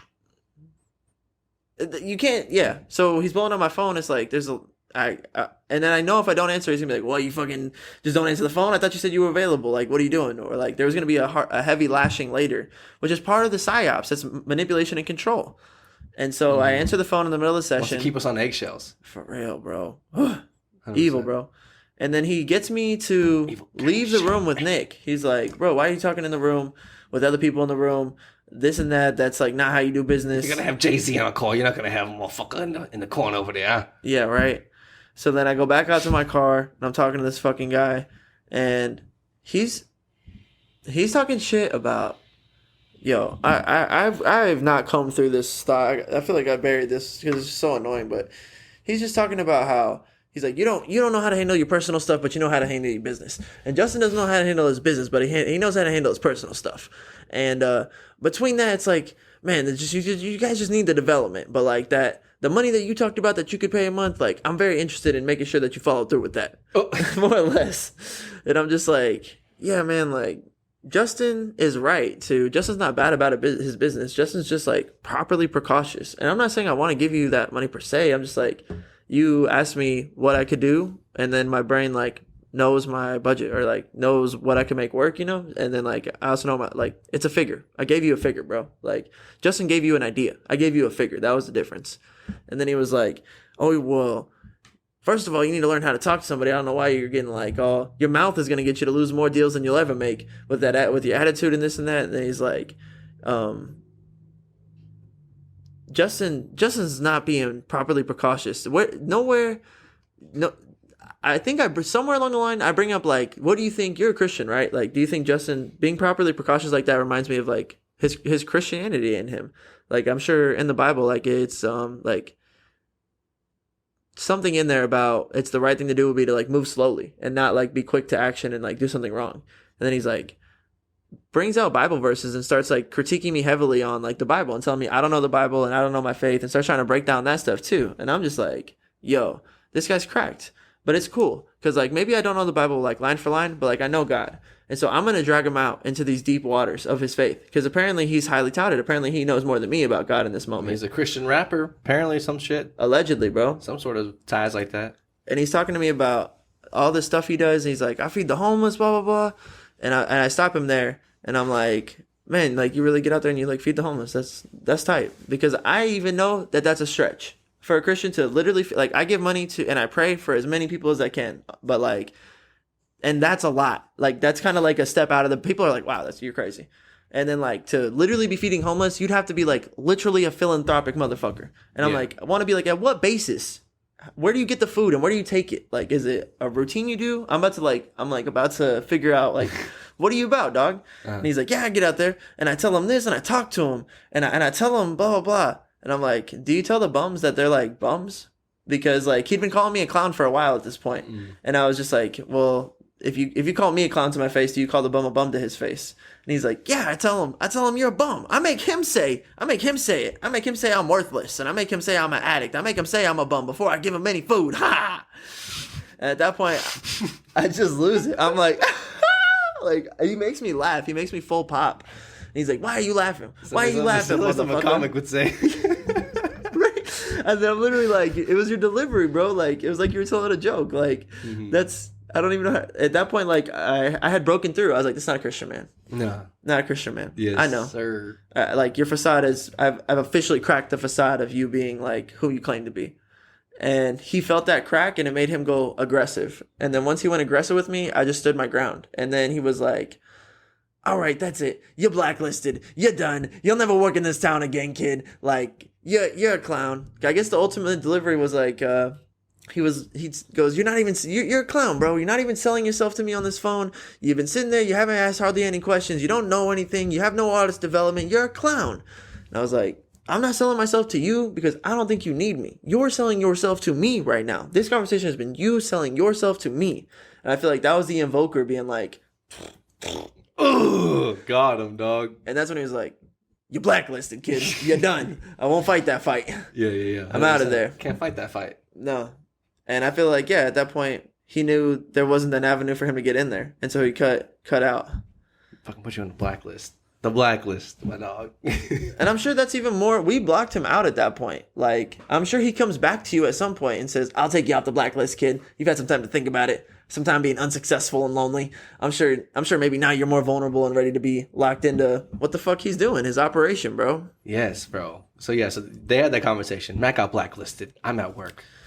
I go back home. I was a little worried Justin was going to be pissed. If I'm honest, I was a little scared, dog. I was like, wait, what happened? I blew a $750K deal while you were at work.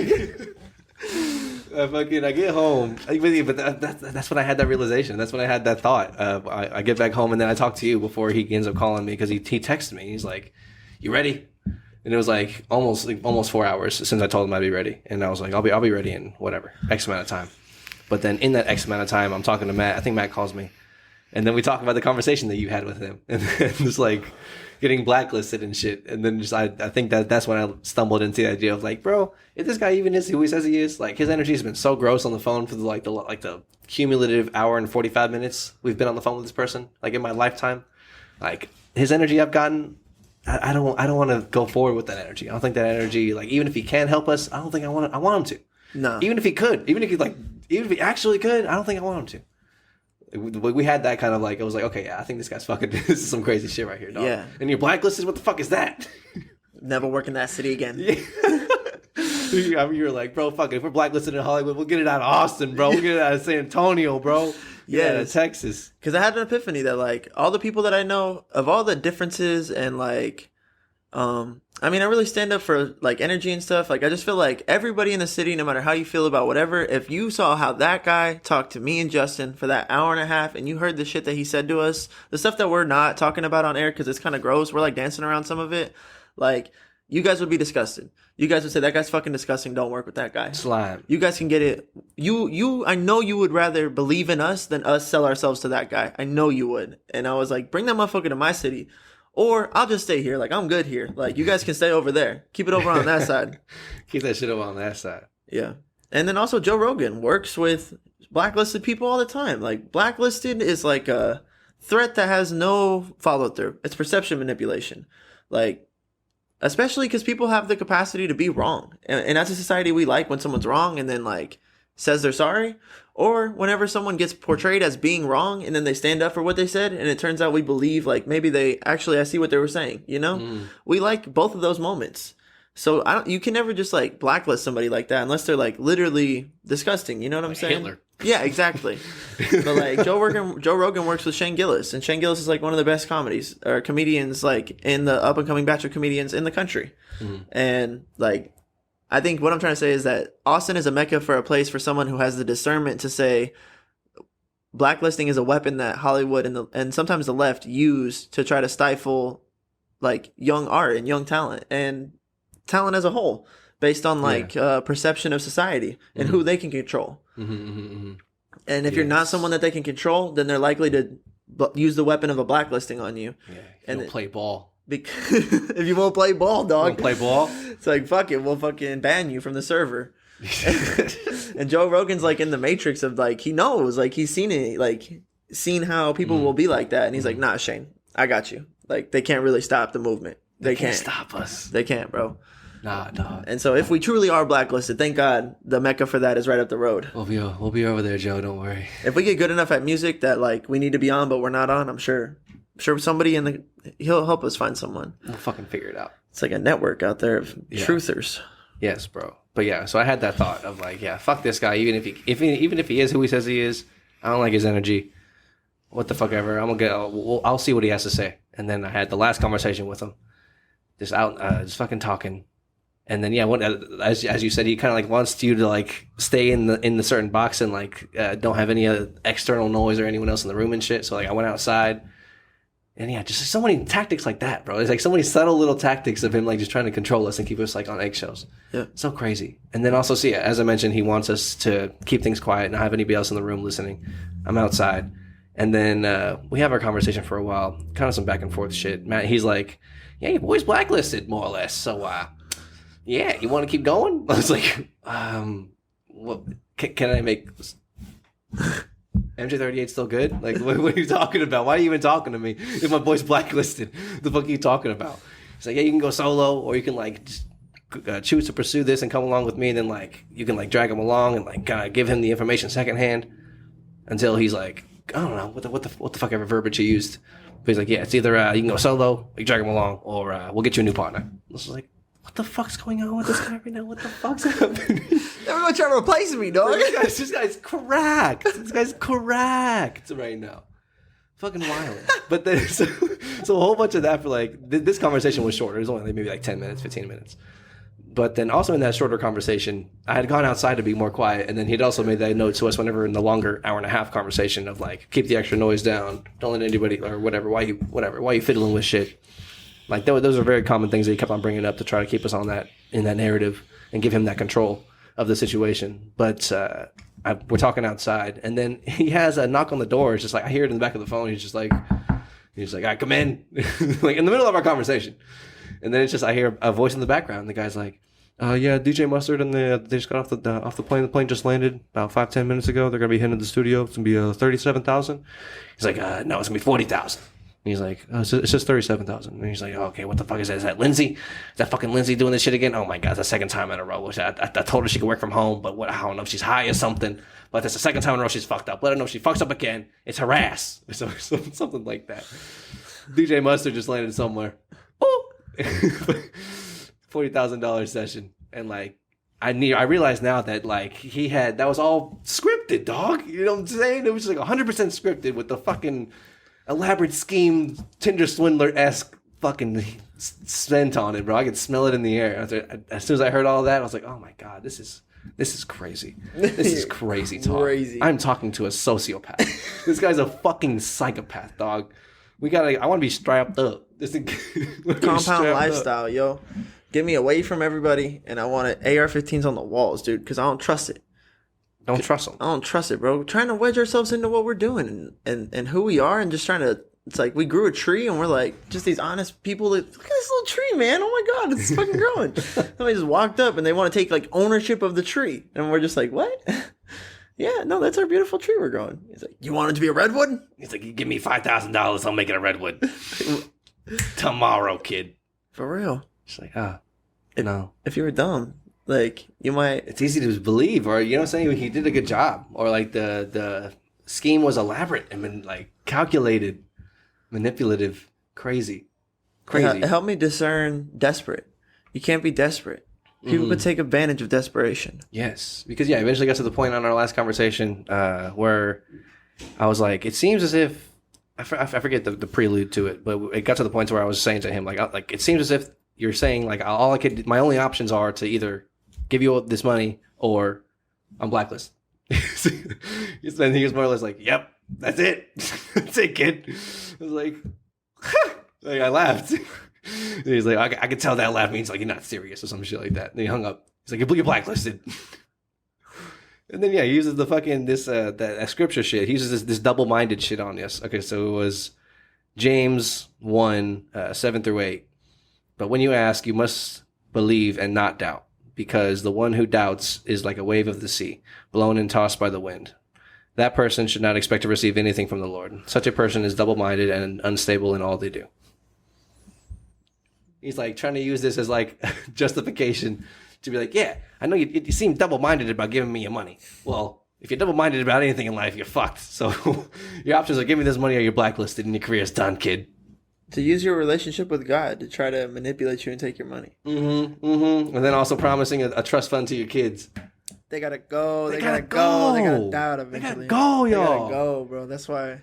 So this is some shit that this guy, y'all, for real, is a real motherfucker, y'all. Go check him out. Maybe don't go check him out. Either way, this shit's gonna be on some Tinder swindler Netflix documentary. Shout out Netflix whenever y'all ready. We'll take this fucker down together, dog. I want to tell the story on Joe Rogan. That's the goal. That's the goal. That's the goal. Tell the story. This is the first time we're ever working on the bit too. We haven't told it like this before, so it's our first attempt. Y'all are the first to hear the story. Yeah, for sure. But it's fun walking y'all through it, and parsing it out. I every time we said psyops, I put it in a category because I counted over 10 different manipulative tactics just to put us in a frame of mind where we're willing to buy the stupid fucking car. Fucking crazy. To just give in or to just do the thing. Give him multiple thousands of dollars. Submit is one word. Yeah. Fuck that. Want to test my metal? Fuck that. Dude, yeah, we weren't desperate. We didn't fold. We didn't he tried to pit us against each other and we didn't do that. We stayed true and we stayed down. It was a surprise attack too. If you told me I was going to be in engagement that required my sharpness, your wits, I would have handled it so much. It was different. I was we were going to him. Sorry, what was that? Just saying, I was kind of drunk on the idea that he might be able to end our struggle more or less and give us the job at the record company that I've been working really hard to be able to deserve. Yeah. I'd never been drunk on that before. I didn't even know I was drunk on it. I was believing shit that you wouldn't believe. I imagine that's how those swindler girls felt too. It's you're on Tinder and then a guy with a fucking Ferrari pulls up and it's he's yeah, my dad owns diamonds and shit. Get him on a private jet. I'm trying to look for just a regular girl. Can we just get on my jet and fly to Milan? And there's things that those girls probably would never believe. That shit would just happen to one of their friends or just happen like that. It's not something or all of the manipulation part, the Amex credit cards and the people kidnapping him, and then there's other shit you just wouldn't believe. But you get drunk in that moment of the end to desperation. Maybe that's what it is there was a little bit of desperation in us, and it's the relief of that desperation. You can get drunk on that thing. And yeah, there was all those tactics too. No one trains you for having 10 psyop knives put into your bag. No, bro, calculated, bro. They had the fucking phone number and the lady answering the phone and the referral. So it wasn't just this guy hey, I can help you out. It was we came to him because we were referred to him through some crazy shit. And I think they specifically target artists who fuck with Big Sean and Russ and Chance the Rapper. and people who believe in the idea of like manifestation and shit like that, and like not coincidences and whims That's and shit. also why Ryan gotta Garcia, for real, had because what he says in that video is, if you can believe it, it is true. You have to be able to see it here, and then it is true. And it was like an inception moment watching that video, because like he's describing what that guy Dillard was doing to us. If he can make us believe it and see it, then it's true to us, and we'll pay the money. Like it was almost like Dillard had told Garcia that, and that was like the advice he'd given him. And he was like, "What did I just tell you? What's the advice I gave you about people? Tell the world what I like." It's like, if you believe it, it's true. If you can see it in the mind, that it's true. And like, I was like, it felt branded in that moment. Yeah. That's why I was like, that. Jeez Louise. It was like self-described. God damn. A weird fucking, it was crazy. It gave me chills. Oh my God. But like, shout out to I'm just background to the psyops. It's like, part of it is just painting that picture of like belief, you know? Mm-hmm, mm-hmm. So yeah, like the whole part of the basis of the relationship was that we were going to him for like help, or because we thought he could help us. And then whenever he like validated that idea of like, oh, maybe he can help us, you know what I'm saying? That was like the maybe he can help us was like just enough to get us into his bullshit. And then once he had the just enough, like they had like a whole nother script for that. That's why like the precursor script is to call the office and go through all the highlights and shit.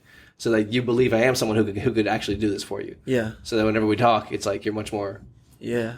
You're drunk on that narrative. Yeah. You're in that bitch. Yeah. And you don't have your wits about you. You're not looking to try to be combative or try to be confrontational. Yeah, defensive. Yeah. None of that. You're just trying to be still and trying to, you're like, okay, come on, man, you're gonna help me out or not? What's up? Yeah.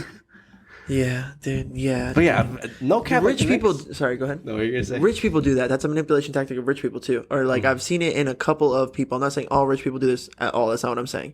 But I've seen an archetypical type of person that like has a lot of money and is like paying for dinner for everybody, and they're kind of just like keeping everybody on eggshells because like they're the person that can like pay the tab and pay for all the bottles and like do all this shit. And like, I just felt like that was like part of what I felt in him was that same kind of thing of like, I could get you the money. Like, I'm the one who has the access to, like, the thing that you want. So, like, even though I'm being, like, really demonstrative and kind of gross, like, you're going to sit there and let me be like that because, like, you want to get the deal done. And I was like, it's like a weird control thing that I've felt other people do to other people before. And then I felt, whenever he called me out, he was like, man, you're going to blow this deal for Justin. Matthew was like, Justin should be telling you, like, to shut the fuck up and get the deal done with King.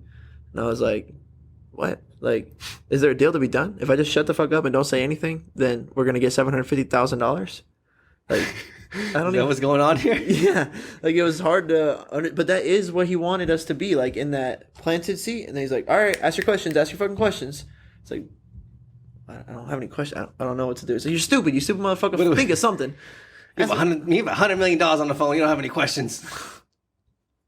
It's all psyops. All psyops. All manipulation. Crazy. Not ready for that. Not ready for that. Not at all. I'm used to conversation. I'm living my life. Yeah.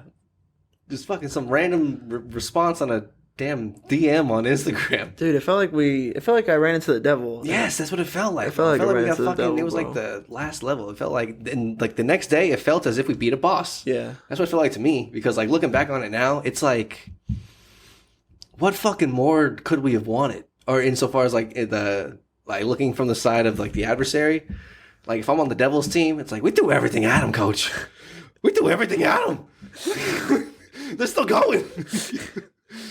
Yo, facts. Yeah, for real, we just didn't fold. No, like not at all. I was like, no, I believe in myself. I was like, I believe in myself so much so that like even if it doesn't work out between you and I think I said this to him. I was like, I know that like what God has for me. So it's like even if it doesn't work out between you and I, like. Nothing can stop me from what God has for me. You know what I'm saying? Oh, what you know about that? And then he tried to be like, no, I'm blacklist you. It's like, so it's either go and give you my money or be blacklisted? And he's like, yeah, that's how the business works. It was like, huh. He's like, fuck your business. Fuck your business, bro. Yeah, whenever I laugh like that too. He couldn't break us. Maybe that's when he knows. Whenever someone laughs or they give that laugh, that's when it's like, OV. He's like, oh, fuck. Dude, we did not fold, Sullivan. We're cold. Cold, bro. Felt like we beat a boss. It really, really felt like that, y'all. This motherfucker's calculated. If y'all ever have time to go look at the shit, Sean Dillard on Instagram and Twitter, whatever the fuck. I don't even want to throw y'all down that rabbit hole, but crazy. It's crazy because it's crazy. It's real. If you like conspiracies or like if you saw the Tinder swindler and you're like, if you saw the Tinder swindler and you want to see some shit that's just like that, And like just like that. going on But right now. I was a part of it. I was almost swindled. We were almost swindled. We're blacklisted currently. Definitely blacklisted. We were mid swindle. Yeah, we just pulled out of the nosedive. Yeah, man. God knows how many people have given him how much money. That's what I was thinking. How many people have given him just like $1,000? Dude. How many times you gotta do that? Once a day, every day, maybe like once or twice a week. Dude. That's all you gotta do to like live. It was like in The Wolf of Wall Street when he's talking to the guy on the phone and all the other guys are like listening with like, he's like on speakerphone and he's talking about this like really good stock and he's like making fun of the guy the whole time he's doing it. And then at the end, the guy's like, all right, well, my wife's going to kill me, but fucking, I know he said $5,000, but fuck it. If we're going, let's do 10 grand. And then the Jordan Belfort starts like freaking out. And everyone's like, oh my God, this fucking idiot. We got him. We just made 10 grand. It's like, I felt like that's what was like happening on the other end of like us in that moment, even though it was like so well presented, you know what I'm saying? And like, okay, but then in that movie, The Wolf of Wall Street, like people be giving a lot of money. Like how many grandmas, how many fucking people in the cornfields of Nebraska looking for a break because they're like a loner, and how many people without any talent at all who aren't smart, like not aware enough to know these things because they're young or unexposed, Or like super desperate. or super desperate, just get ripped of all the money they have saved. Oh, God knows how many times. 2018 is some of the earliest stories I saw on this motherfucking shit. It's like 5 years of this shit, y'all. And it's still going. He's trying to get our money. God knows who else he's trying to contact.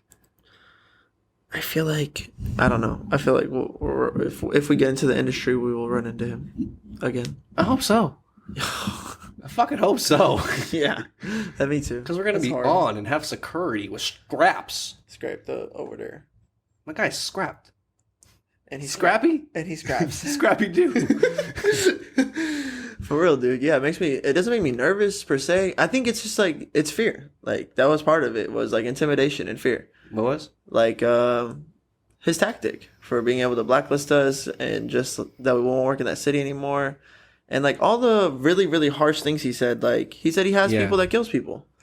Yeah. It was definitely fear driven. Yeah. I think, he wanted to induce a fear of, like, we can't do it alone, or we can't do it without him. You know what I'm saying? We can't do it by ourselves. We can't do it only with God. Being independent is not real. Or it's like, it's you can't do it.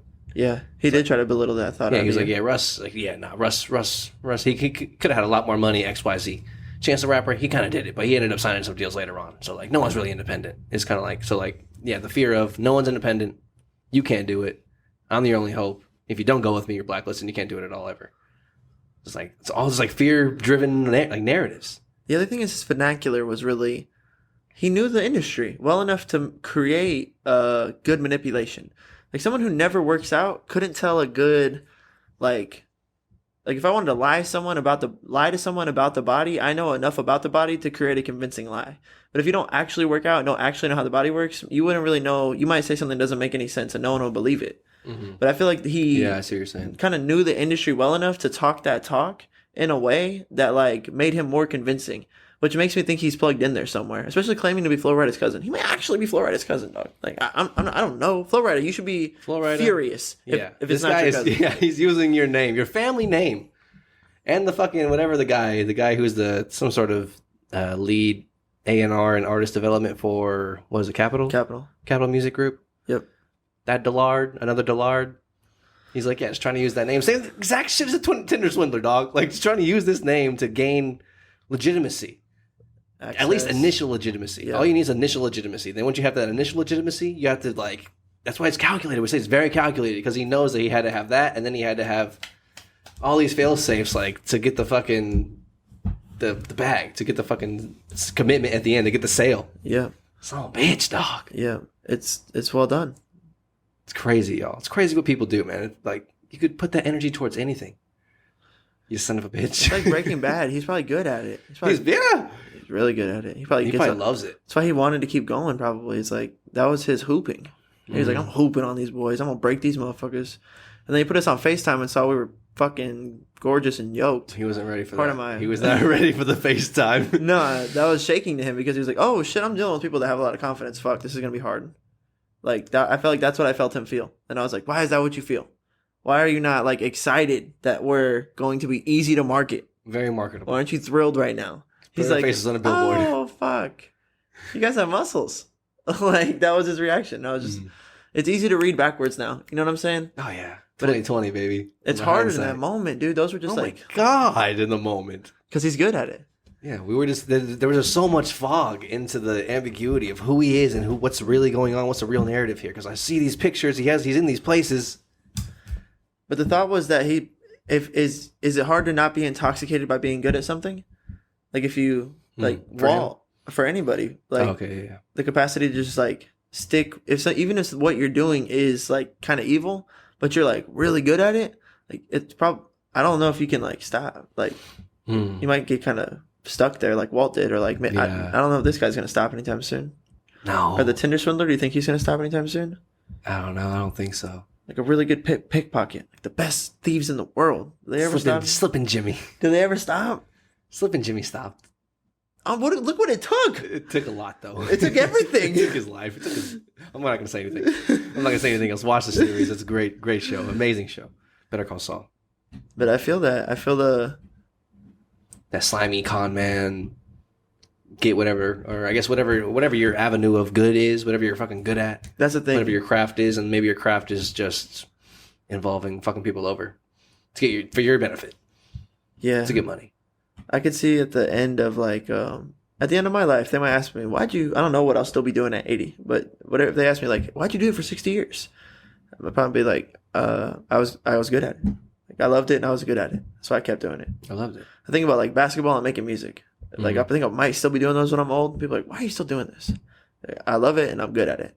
It's like I don't want to. It's intoxicating to do something you're good at, but that's when it's evil though. That's scary, bro. That's like People crazy. being really good criminals, dude. Not gonna stop. And hopefully they have a code. Sometimes they do stop, right? I guess like that's been a story. I think within what was that movie? Catch Me If You Can, with Leonardo DiCaprio. I'm pretty sure at the end of that movie he ended up starting to work for the CIA or FBI or whoever was working. Right. You know what I'm saying? Yeah. So I guess they stopped in that sense. Okay, yeah. I don't think that. But they never stopped the craft. The craft is still there. It's on the other side of the fence. Of the craft. He's working on the. See, that's what I'm saying. It's okay. So I do think people can change for sure. Yeah. But there's just something about that craft. Being good at something it's like drawing. It's magnetic. It's like divine.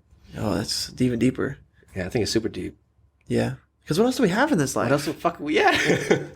We have to spend our time doing something. And if you could spend your time doing something that you're fucking well versed in, like you're at the top of the hierarchy.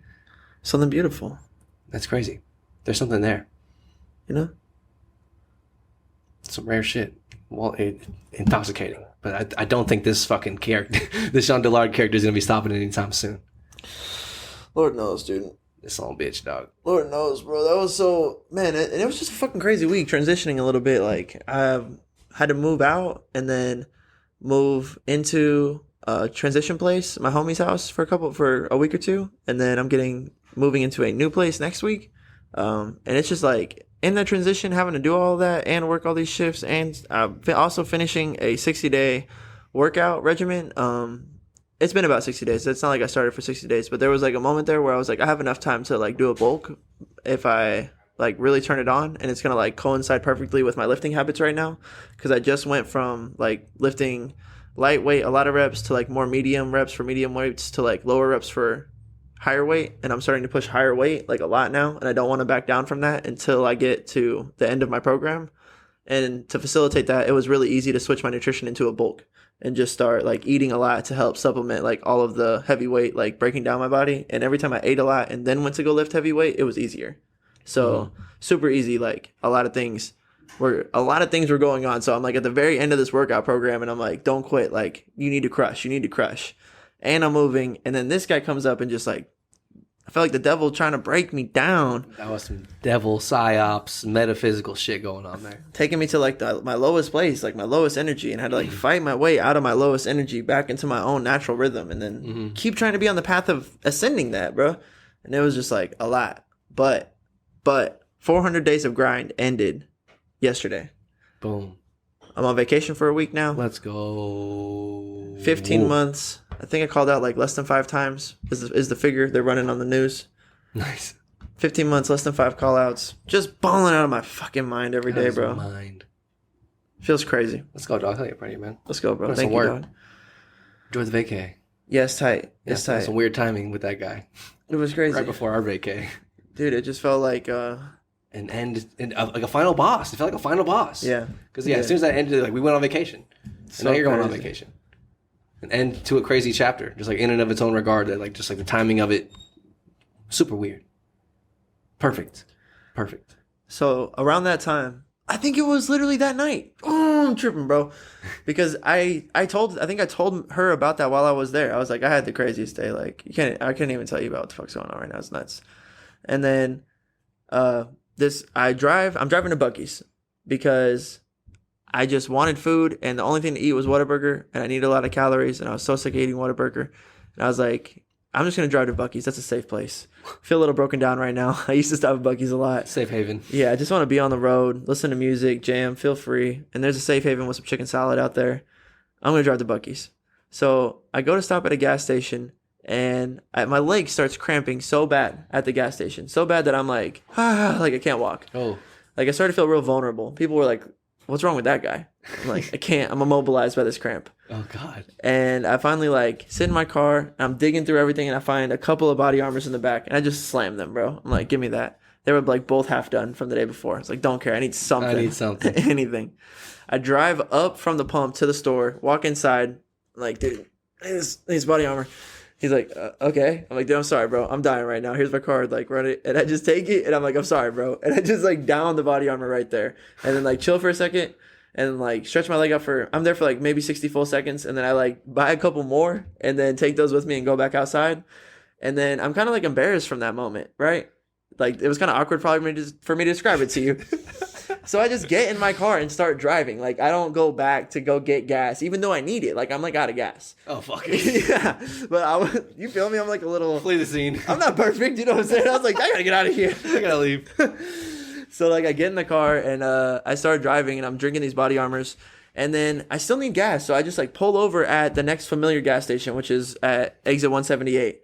And I exit there and I'm chilling and I'm pumping gas and this girl from work, Michaela, and her friend Nicole drive up and they're like, Matthew, what the fuck are you doing here? Crazy. And I'm just like, yo, I can't even explain why I'm here. Like the weirdest circumstance. I'm driving to Buc-ee's for no reason. Like I cramped up at the other gas station. I got embarrassed. I left with no gas. I needed gas. all of this is Before I drive to another gas station. Yes.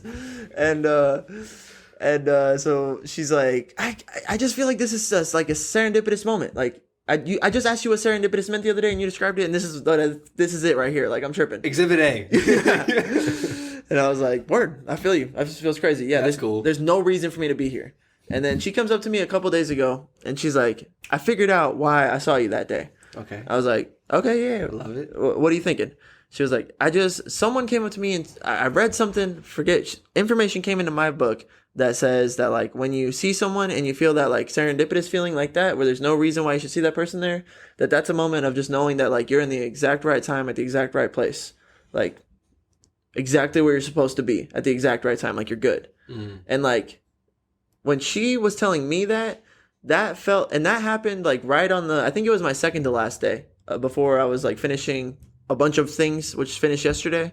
Like she said that and I was like, okay, I think that stuff with Dillard was supposed to happen exactly like that. I think that like the timing of having to move out when I had to move out, all of that stuff, all the last 3 weeks, some of that feeling choppy and some of that feeling like maybe I was like losing the game a little bit or like things were falling apart a little bit. I think like those things were supposed to happen. And yeah. I wouldn't have thought that unless you came up to me and told me right now, like, I saw you because of that. I was like, whoa, I'm tripping. That's tight. Tripping. So I don't know, man. Just like timing's a lot. Crazy timing with that final boss. Yeah, crazy timing with the final boss, dude. It feels like it's like a belief. It's like a faith test, and we were both just like, "Nah, I believe in ourselves. I believe in us, and I think God's gonna get us there."